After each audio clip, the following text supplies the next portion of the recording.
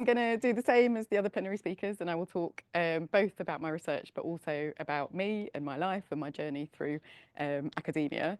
I will bookend the talk with stuff about me, and then in the middle, I'll do some of my research.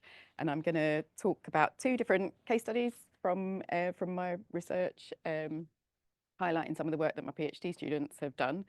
They're actually quite old projects, but I've chosen them because they nicely illustrate the kinds of techniques that I like to use.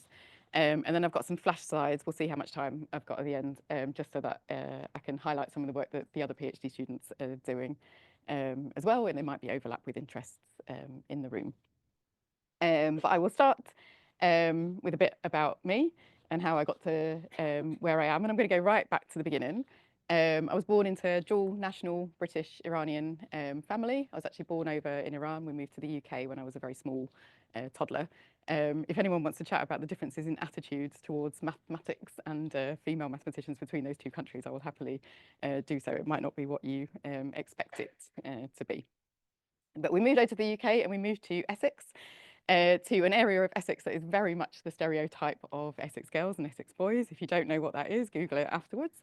That's where I grew up and spent all of my formative years. And I went to our local comprehensive school, and my A levels were in maths, French, and history.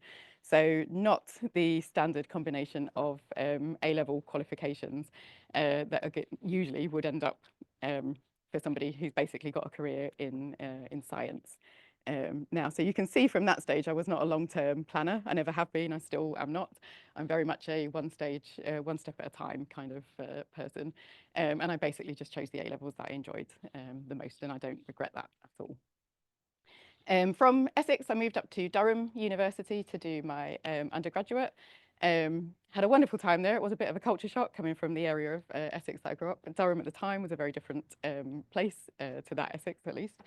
But I had a brilliant time there. I also did an Erasmus year, so I went over to France, did maths in France for a year, so I put that French A level into use. And when I came back in my final year, I really didn't know really what I wanted to do. I had a big application form for the graduate scheme for the civil service. That's what I thought I would end up doing. At the time, the application forms were all on paper. This might seem like that might never happen anymore, but so it was this enormous booklet that you had to fill in by hand and send off, and I was really struggling with the motivation to fill that booklet in because it was so big. And then I got invited to an information event about PhDs. Now, I was pretty clueless about PhDs. I didn't know what they were. And this event was really crucial for me. I think Beatrice yesterday talked about turning points in her career. If I hadn't been invited to this event, I wouldn't be where I am. It's not like I wouldn't be standing here today, basically. I was also very lucky because they'd introduced a module in mathematical biology in that final year, and that really piqued my interest. And so that gave me something. I thought, okay, this PhD process sounds quite good. I really like mathematical biology. Maybe that's what I'll go and do. And I was also swayed by the fact that during this information event, we were told what the application process was for a PhD at the time. And that was basically you write a 2-page CV and you send that off to people. So comparing that to this enormous booklet that I had to fill in for the graduate scheme for the civil service, I thought, right, well, I'll give that a go first and see what happens. And so I ended up at Nottingham University doing a PhD with John King, who some of you will know. And I chose Nottingham. I liked the project that John was offering. I liked the department when I was there, but I also chose Nottingham because I wanted to move to a bigger city. I love Durham, but it's a very small city, and I was ready for a change in my personal life in that. And it's something that I've always done through my career is I prioritise what I want in my personal life over what I want at work. That's just the way around that I have always done things. This is my PhD cohort on our post-PhD graduation holiday. Some of you might recognise some faces in there that are still around in academia. After my PhD, I did what you're told not to do, and I stayed in Nottingham for a postdoc. Even worse than that, I did my postdoc with my PhD supervisor, so I was still working with John King for many years. What I did do was move from maths into the Centre for Biomolecular Sciences. So my PhD was very theoretical. I had no data. It was mathematical biology, but I had no data to be working with. It was very maths driven. On my postdoc, I moved into this biology department, and I was working directly alongside experimentalists who could generate the data that we needed for those models. And then after a number of years in that postdoc position, I managed to get a MRC fellowship, so that's the Medical Research Council, and that was a training fellowship, so it enabled me to go into the lab and run some of my own experiments. I then used that fellowship, as many people do, to secure my first permanent position, and I did that at Birmingham, and I've been there ever since. So I've been there for over 12 years now.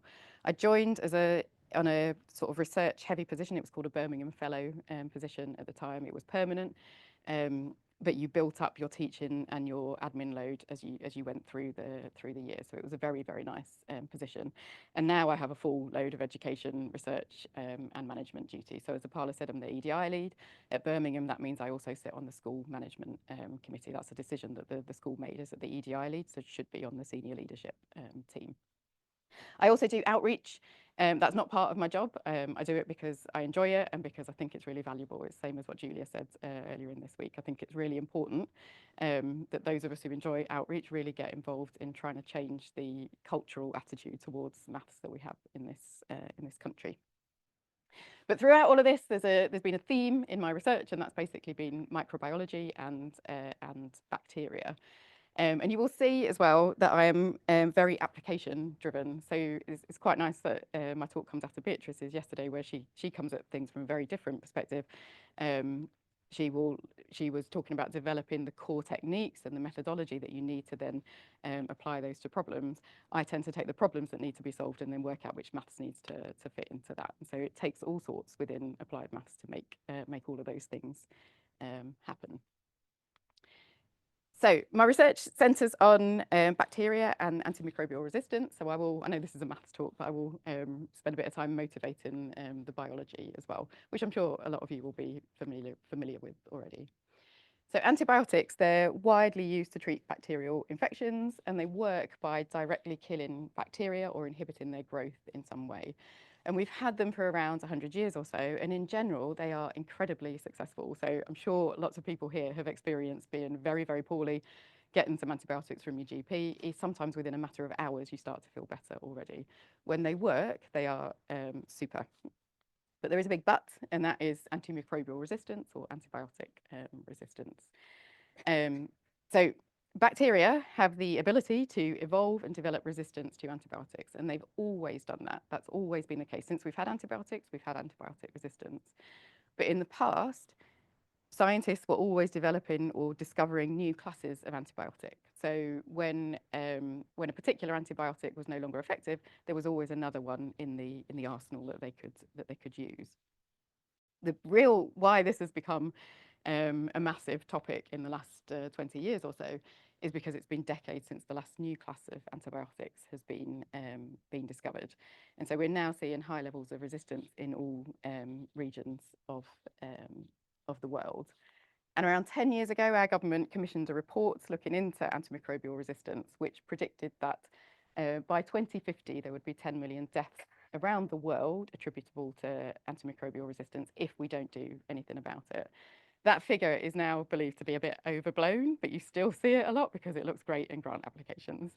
So eventually it will filter out, but whatever the number is, it will be a huge number if we don't do anything. Luckily, lots of people are doing things. So there's a lot of people around the world looking at trying to discover that next class of antibiotics. Hannah's got a poster outside about antibiotic resistance. There's people working on this all over the world. I tend to work with people who are looking at new strategies. So rather than trying to develop the next antibiotic, they're saying, okay, what alternative strategy can we take to dealing with bacterial infections? And so the strategy they often take is something that we call antivirulence mechanisms, which basically will inhibit the virulence or the survival mechanisms of bacteria. So virulence means the ability of bacteria to cause infections. So you weaken the bacteria in some way. You don't directly kill it, you weaken it, and you prevent it from being able to cause a successful infection, and that enables your immune system to clear the bacteria more effectively.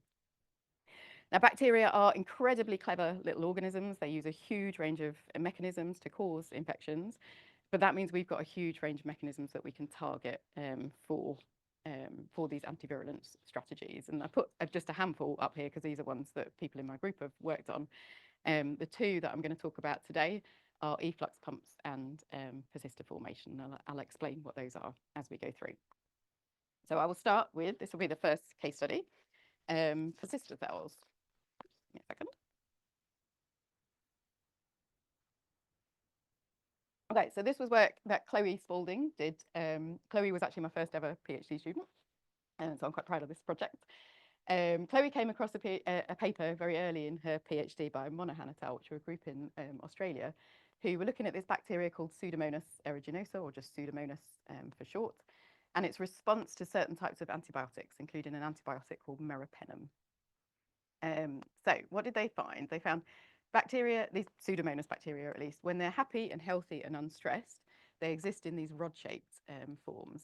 They can grow and divide when they're in this rod-shaped form. This is a bacteria dividing into two daughter cells, and they can cause infections. If you expose them to meropenem and certain other types of antibiotic, a lot of them will die. So the antibiotic is effective on a lot of them, but a small population will form these spherical cells.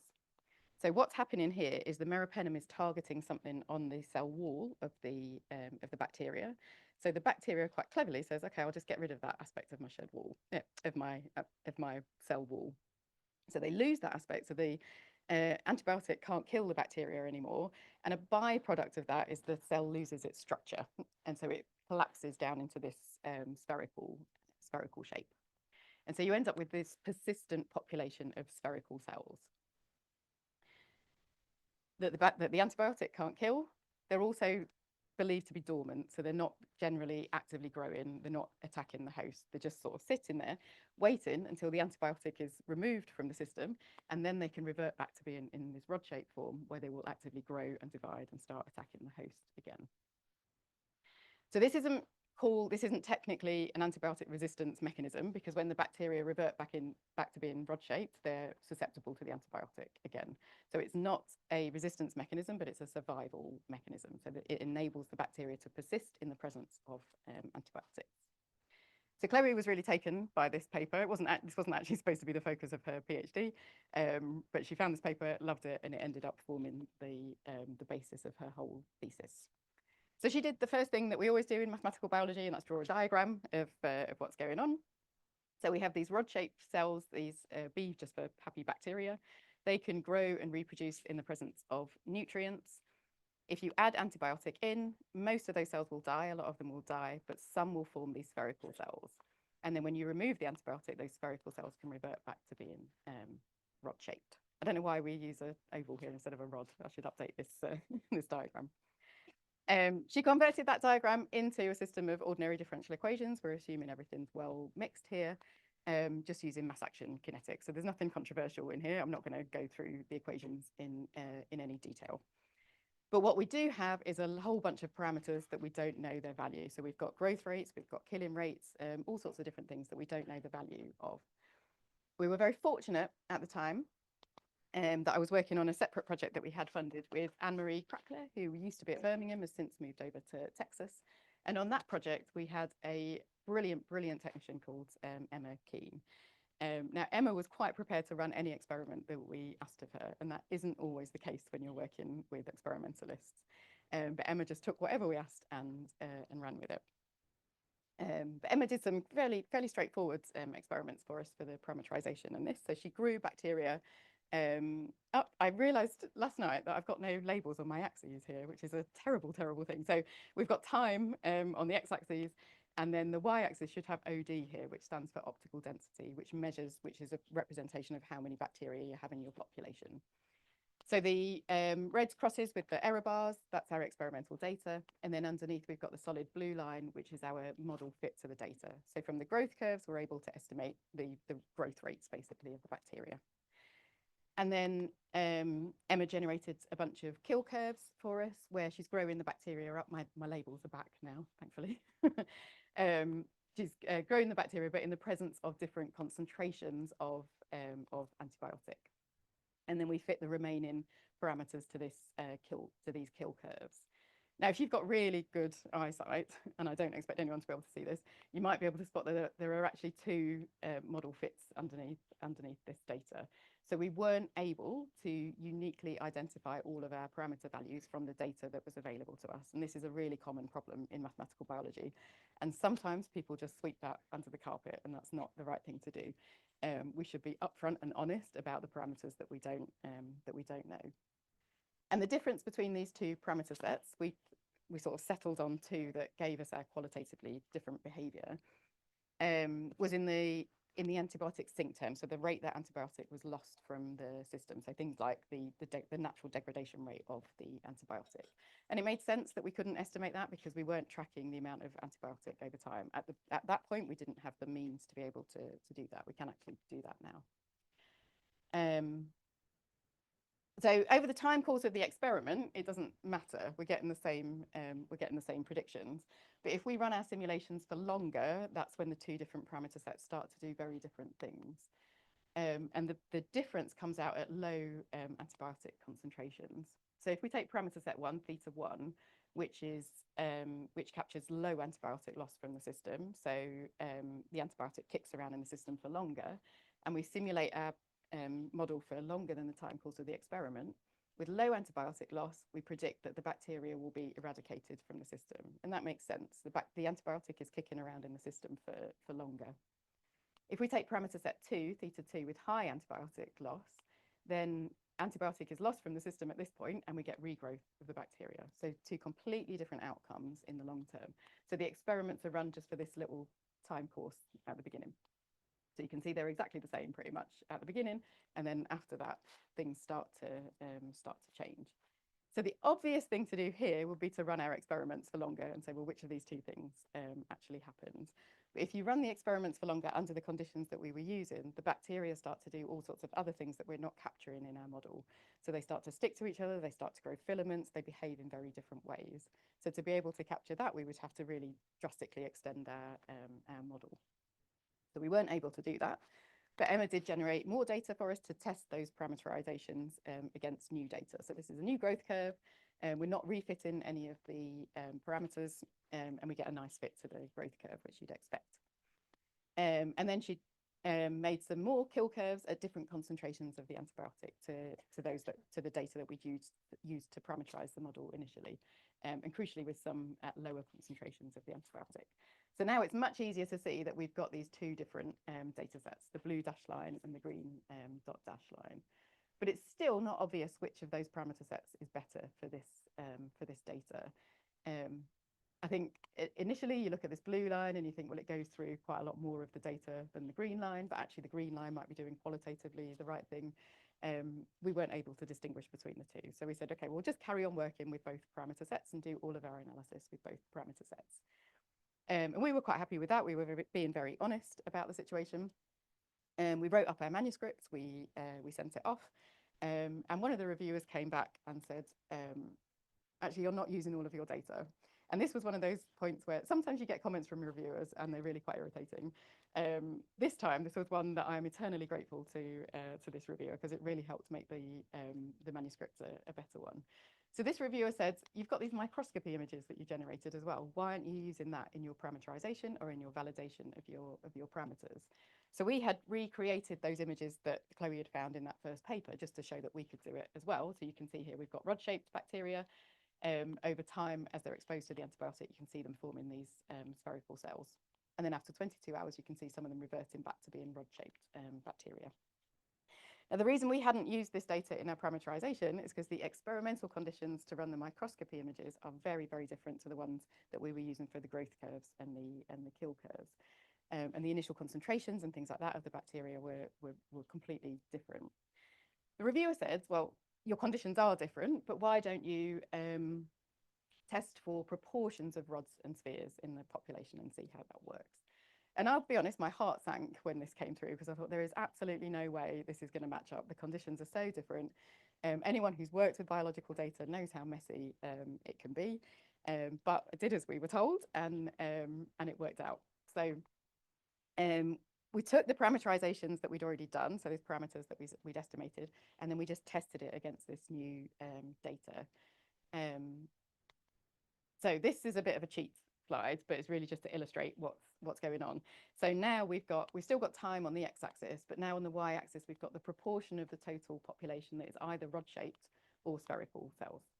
So when we have no antibiotic in the system, everything stays in the rod-shaped form and no spheres are formed. And so we get perfect agreement between the model and the data because we're never going to be able to get anything else up. The model is set up to be able to do that.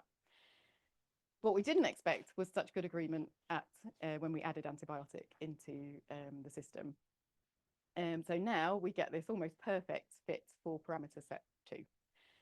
Parameter set 1, at this concentration of antibiotic, is doing the right thing qualitatively, but not quantitatively.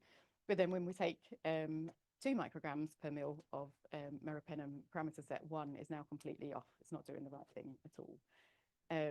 Things can't be as good as they were on the last slide forever. So obviously our parameter set 2 is now qualitatively doing the right thing, but quantitatively not getting it as right as we would like. But we can be pretty happy that parameter set 2 is more realistic than parameter set 1 at least. And what we think is happening here is, so what I didn't mention was these spherical cells are actually quite fragile. So they're quite prone to just bursting and popping. And we think what is happening is at this time point, when we're taking the microscopy images, you have to plate the cells to be able to take the image in. And we think we're artificially popping some of those cells early, much earlier than would happen if they were just left to their own devices. And because there are many of those spherical cells left at that point, that has quite a big influence on the data. So we think in the microscopy images, things are artificially moving back to being fully rod-shaped more quickly than they would be if they were just left in a Petri dish.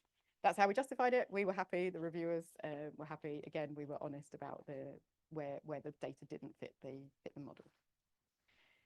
So far we've got a model that fits the data, but that's not really what you want to do modeling for. You want to use modeling to make predictions. And people were interested in these spherical cells because the idea was we might be able to make an adjuvant. So an adjuvant is something that you add alongside a drug. It's just like an additive, if you like. So if we can add something in alongside the antibiotics that target the spherical cells directly, then the two in combination should be effective at clearing the bacterial population. And so they can develop antimicrobial peptides that are able to target those spherical cells directly. And we can simulate that just by increasing the death rates of the spherical cells. So we could be more complex about it. We could introduce a new variable for those antimicrobial peptides, but then you just end up with more parameters and things. So you keep things as simple as possible. So we just looked at this by increasing the spherical cell death rate. And let me talk you through these pictures. So at low antibiotic concentration, we've got our default solution is this solid red line here. That's the one that I showed you earlier that had regrowth. So that's what we're predicting would happen. If we increase the spherical cell death rate, that's moving from the red line through to this purple line down here, then at low antibiotic concentration, where previously we were predicting you would get regrowth, now we're saying actually you could clear the bacterial population relatively quickly. And then at higher antibiotic concentrations, where the default solution suggested you might get eradication in the long term, we can bring that forward by increasing the spherical cell death rate. So this looks like antimicrobial peptides might be very effective at helping antibiotics be more effective. And that agrees with what people were seeing in the lab. But because we are modelers, we can do what we want with the model and we can take it further. And so we said, well, that's all well and good, everything looking like it's going to work in the lab. Let's have a look from a modeling perspective and say, well, would that work in an actual infection in a within host scenario? And so to do that, you need to incorporate an immune response. And immune responses are incredibly complex systems. So we have to work out how to do that in a sensible way to actually be able to get anything out of the model. So we have a fairly simple immune response in this model. And there's a lot that we don't know about the immune response and how it would interact with these spherical cells. So we have to make assumptions about that. And we looked at loads and loads of different combinations of assumptions. I'm just going to present one scenario to you. And that is that immune cells are recruited to the infection at an equal rate, regardless of if the bacteria are rods or if they are spheres. And immune cells kill rod-shaped bacteria quicker than they kill spherical cells. And this tends to agree with what's in the literature about the immune response to these spherical cells. And then I'm jumping right to the end of Chloe's thesis, and I'm going to introduce antibiotic-resistant bacteria as well, and so that they might be present, so inherently resistant bacteria. So let me just talk you through what's going on. So we've got these rod-shaped cells. They can be killed by antibiotic, but some of those rod-shaped cells will form these spherical cells, which can revert back to being in the rod-shaped form if you remove the antibiotic from the system. And then we've got an immune response that is attracted in equally by the rods and the spheres, but the immune cells find it easier to kill the rod-shaped bacteria than the spherical ones. And then we've got the mirror image for antibiotic-resistant bacteria, apart from the fact that antibiotic finds it harder to kill the antibiotic-resistant rods. So Chloe closed that up in a big system of ODEs. Again, I won't show you the equations. I'm just going to show you two results. And the first one is if we simulate this just with antibiotics. So we're not targeting the spherical cells directly yet, so that we can see what happens when we do target the spherical cells. So as we might expect, if we just treat the infection with antibiotics, we're left with spherical cells persisting in our infection. So it looks very much like if you add in these antimicrobial peptides that will kill off these spherical cells, jobs are good. That isn't what our model suggested. So our model predicts that actually if you add in these antimicrobial peptides, you end up with a population of antibiotic-resistant rod-shaped cells.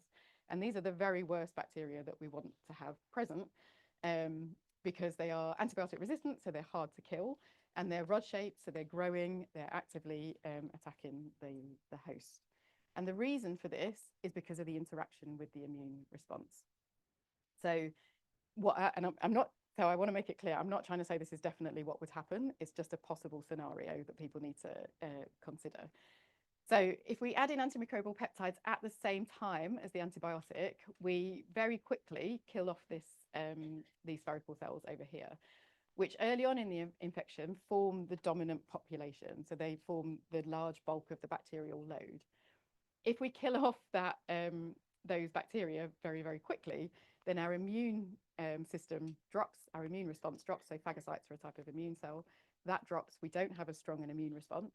And the immune cells are really the only ones that are capable of killing these antibiotic-resistant rods.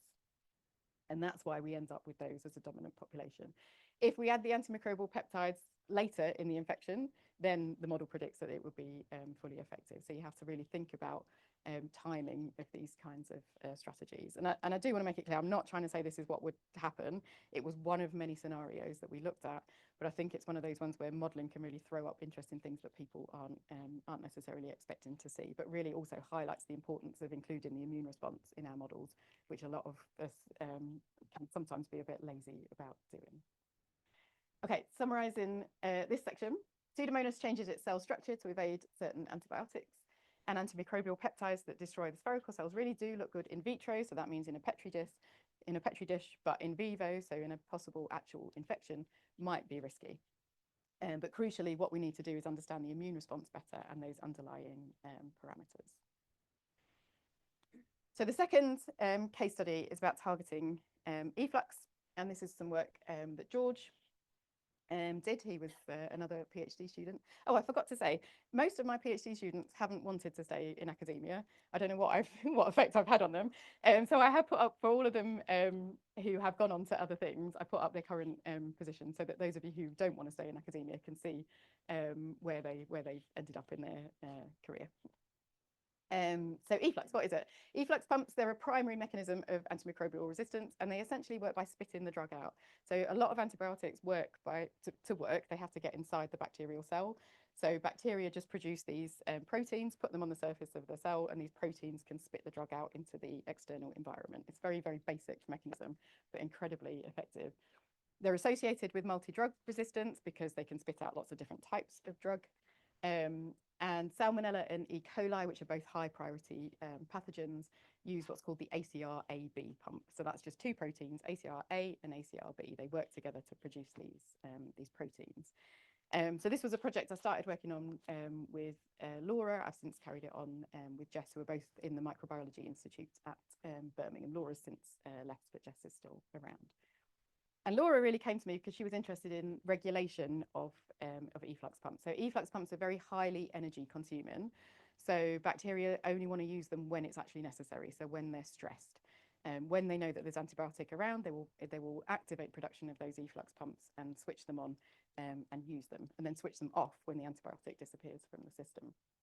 And the way they're regulated is through a gene regulation network. So these are basically networks of proteins and mRNA and signals and all sorts of different things within a cell that interact with each other to determine when things are produced and when things aren't produced. So this is the gene regulation network governing production of these ACR-AB proteins down here. Everything else in here is a protein or a signal or an mRNA. So you don't need to be able to follow what's going on here. But what we basically have is a mixture of activators and repressors. So things that will either activate ACR-AB, so that's the blue lines, they tend to have an A at the end, and repressors. So those are the things that will inhibit the production of ACR-AB, and they tend to have an R on the end. And what Laura was interested in was the fact that this mutant strain of Salmonella had emerged where we had a dysfunctional RAM-R protein. So RAM-R is a inhibitor of RAM-A, bear with me, and RAM-A is an activator of ACR-AB. These mutant strains had a RAM-R protein that didn't work properly.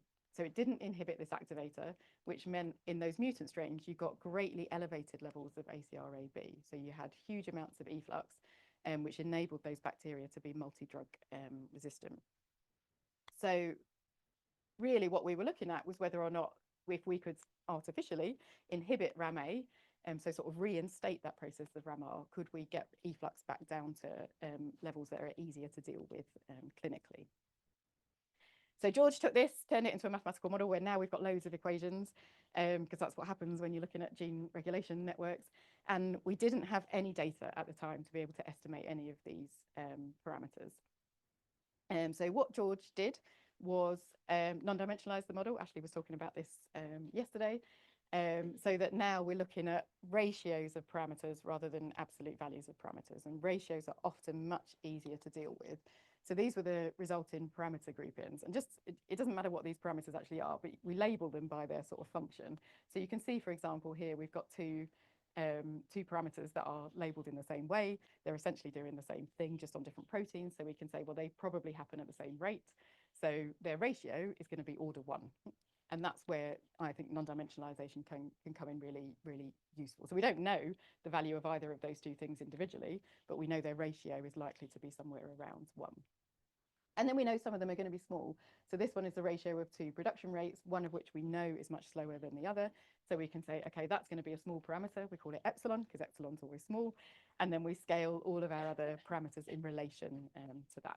So we have scalings for all of our different parameters, and we pop epsilon in front of in relevant places in the equation. And that's going to enable us to do some asymptotic analysis later on. But the first thing that we do is just simulate the model and check that it behaves as we would expect, so what we call a sanity check. The only graph you need to look at is this one for ACR-AB down here. So we've got our wild type cells, they're the ones that are the normal cells, if you like, with a certain amount of efflux capability. And then we've got these mutant strains that have a much higher efflux capability. So what we often do in applied maths is jump straight to steady states. And so George did a parameter sensitivity analysis of the steady state equation. So basically, how much does the efflux capacity change if we change each of the individual parameters? And these are the results here. So we've got all of the different parameters that are left in the model, and then we've got their relative sensitivity on the y-axis. And I've ordered them by the ones that are most influential on the amount of efflux that comes out of the system. So if you remember, RAM-A was the protein that we were asked to be focusing on, but the parameters associated with RAM-A don't come out to be particularly influential at steady state. The influential ones are up this end. So the 2 that are circled in red are unrealistic targets. I won't get into the details there. But one that could be a possible target is targeting this protein called NVAR, which is one of the repressors. So that came out to be our most realistic influential parameter. So this steady state analysis suggested that actually RAM-A might not be a particularly good target. So RAM-A is just a protein in the cell. But obviously, everything isn't all about steady state. So we also ran a time-dependent asymptotic analysis. So if you're not familiar with this, which I'm sure a lot of people in the room won't have come across this before, a time-dependent asymptotic analysis enables you to break down your full numerical solution into distinct timescales. And on each of those timescales, you have a sub-model, a reduced, smaller model that captures the behaviour of the full system on each individual timescale. And this is a horrible table, but I'm just putting it up to show you. So we actually ended up with 10 timescales, which is more than we were expecting to see. It was quite unusual. And then on each timescale, we've got our variables, and they have a slightly different scaling in relation to epsilon on every timescale. And then that enables us to pick out the leading order behaviour. And so we get a different balance of leading order terms on each timescale. So to give you an example, on the first timescale, all variables are order one. They all start off in small quantities. So we put an epsilon in front of all of the variables. And then we just delete all of the terms that are smaller than order one. So order epsilon is small, we get rid of it. And that leaves us with a much, much simpler model that we can solve by hand. And to show you that this actually does work, I've just got 4 times, I'm not going to show you all 10 timescales. Some nice illustrations here. So the blue line is the full, the solution of the full model, and then the red circles are our asymptotic approximation. And you can see we've got a lovely, nice, simple expression that only matches the full solution very early on, so on that first time scale. And then as we move through time, so I'm simulating this for longer now, we get a new expression for this particular variable. Again, a nice simple one that captures that solution for much longer. And then we get the downturn on a later time scale. And then finally, we capture the steady state behavior. So these are all nice analytical solutions to those equations. But what's useful about the time-dependent asymptotic analysis is it enables you to pull out which of the reactions are dominant on each time scale. So you get more information about the system as you move through time. And I can summarize this in a diagram. So on those early time scales, we're getting small, low-level production of the regulator proteins, the activators and the repressors. And then we get a trickle of efflux production starting to happen. And it's at this point that RAM-A starts to produce itself. So it's part of a positive feedback loop. So you will very quickly get quite a lot of RAM-A protein, which at this point affects the amount of ACR-AB in the system. So if we were to target RAM-A to inhibit RAM-A at that point, it would be a good inhibitor for efflux. But later on, the cell starts to produce things that will switch off RAM-A production itself because it doesn't want to be producing more than it actually needs. So even though RAM-R is no longer affecting RAM-A, we've got other things in the cell, this LUN protease that is down-regulating production of RAM-A. So it just really suggests that we need to think carefully about when to add an adjuvant in alongside the antibiotic. So if we did have something that inhibited RAM-A, we would need to use it earlier on in an infection. And if it was something that would overproduce NVAR, one of these repressors, then we could use it later in the infection. So to summarize this section, targeting efflux regulators we think really does have promise, and this has formed actually one of my major research projects as we've gone through. We still do an awful lot of work on this.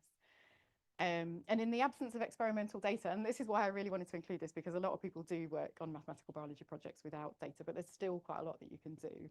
An asymptotic analysis, which sometimes I think people see as just a fun maths thing that we can do, because it is fun maths, it actually has useful practical benefits. So it's helped us to identify potential targets and to provide information on appropriate timing of dosing. And this is fed into the later work that we've done. Okay, other research projects. I'm very quickly going to flash through these and not go into any detail, but I will happily talk about any of these later on with anybody. So this is actually still efflux. This was Brian and Ian, who used to be at Birmingham, but is over in Norway now. He was looking at efflux as well, but from a single cell point of view. So George was looking at it from a population level perspective. Ryan took this and developed it into a Boolean network model where we can look at individual cells and how they might respond. And then we match that up to experimental data that other groups have published. Bacterial adhesion. So for bacteria to cause an infection, the first step is they actually have to stick to your cells. So if we can prevent them from sticking to your cells, we can prevent them from causing an infection. And this has been a really, really cool project that we've worked on with actual infection data as well. Bacteria often exist in collections, so there are well, collections of bacteria that sort of live together, called biofilms. They often exist in wounds. They cause chronic wounds. So Sophie and Sandeep both have their PhD projects were 50-50 modelling and going into the lab and generating their own data, which is a really, really cool way of doing things.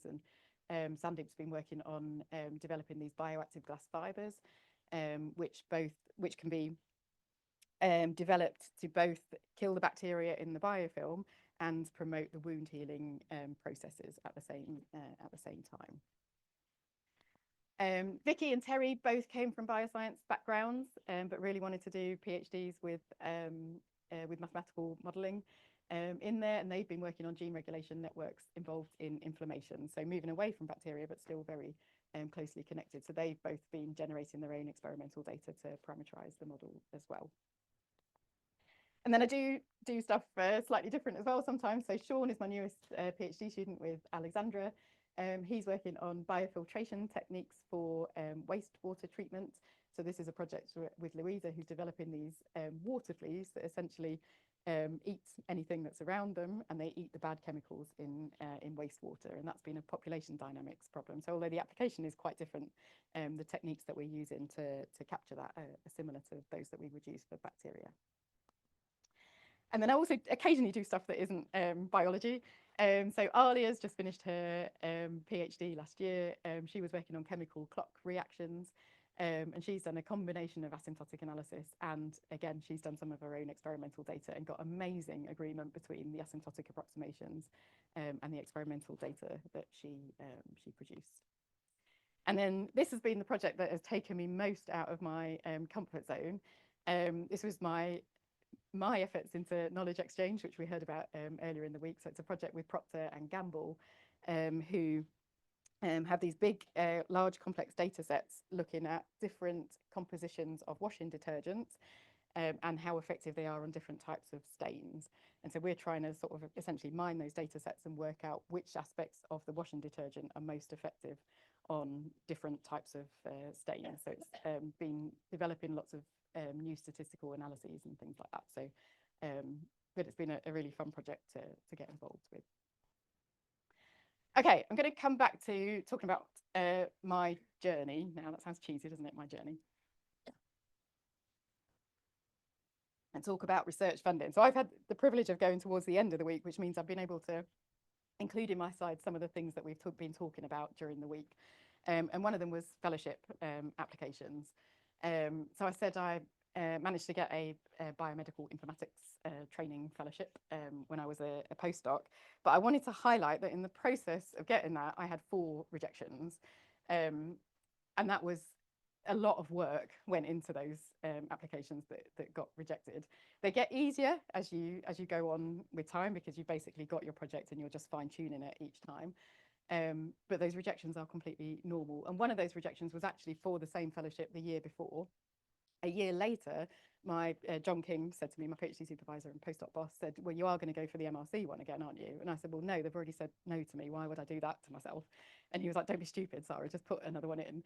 And I put it in and I got it the next time. And there was really very little difference in my CV between that the year before and that year. And then in terms of research grants, these are sort of the major ones that I've been involved in. I've had some other ones as well, but the ones that I've fed into the most. But in terms of rejections on research grants, I haven't got any idea how many.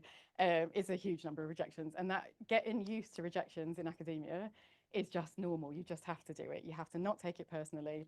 You can do what you can to optimize your chances of getting something, but at the end of the day, a lot of it is potluck. It depends on, you know, what time of the day the reviewer read your proposal, those sorts of things. Who else applied? Like you can't take it personally. It's out of your hands. You can only do so much. And along the way, I've had, you know, failed job applications and promotion applications as well. That you just get used to it. You learn to not take it personally. We talked about networking earlier in the week as well, so I thought it was worth mentioning where my collaborations have mostly come from. So quite a lot of them are just people that I knew when I was a PhD student or a postdoc. So obviously John was my PhD supervisor, But there were other people that I was friends with, or we were in the same building at the same time, so we knew about each other's research. So years later down the line, when an opportunity arrives, they've got in contact, or I've got in contact with them. Some people I have met at proper networking events. So Carlos was from Procter and Gamble. He was at a knowledge exchange networking event in the maths department at Birmingham. I think Louise is quite an interesting one to highlight because we met at a networking event, but the only reason I went and spoke to her was because I'd already met her on a teacher training course. So I knew who she was. So I went and had a chat because she was comfortable to go and talk to. And then all of the biofiltration project has come out of that. Anne Marie was literally the elevator chat that Ellen mentioned earlier. So we both joined Birmingham at the same time. We were going along to a welcome event for new staff. We were going up to the top of the Muirhead Tower, which, if you know Birmingham, is a very, very tall tower. And we took the lift up together. And she said, "What do you do?" I told her. I said, "What do you do?" She told me. And there was obvious synergy between what we were doing. And that my first grant literally came out of that conversation in the lift with Anne Marie. Andy was introduced to, there was actually a student introduced us to each other because she thought that actually we had a lot in common. We didn't know each other. Andy's at Birmingham, but he's based in the medical school. I'd never met him before. He's over in the hospital. And since then, we've had two PhD students working together. So that's been really, really cool. The only sort of ones where I've really made an effort to build up my network of collaborators is by infiltrating the Microbiology Institute at Birmingham. And there's a whole bunch of other faces that I could put in this box as well. I've just pulled out the ones that I've used on these slides. So I'm based in the maths department, but I'm an affiliate of the member of the Institute of Microbiology and Infection. And I go along to their seminars every week. I go to their away days. I've eventually ended up being on their steering group. And, you know, quite often I'm going to those seminars. I'm not getting a lot out of the seminars. They might be talking about bacteria that I know nothing about. But the people in the Institute are remembering that I exist. I'm remembering who they are. And so when a problem comes up that is amenable to mathematical modelling in the Institute, I'm on the list of people that they will contact. Okay, and this is my last slide, and this is the one that's most important to me. And this has come up in conversations with a few people this week about whether or not a work-life balance is actually achievable in academia.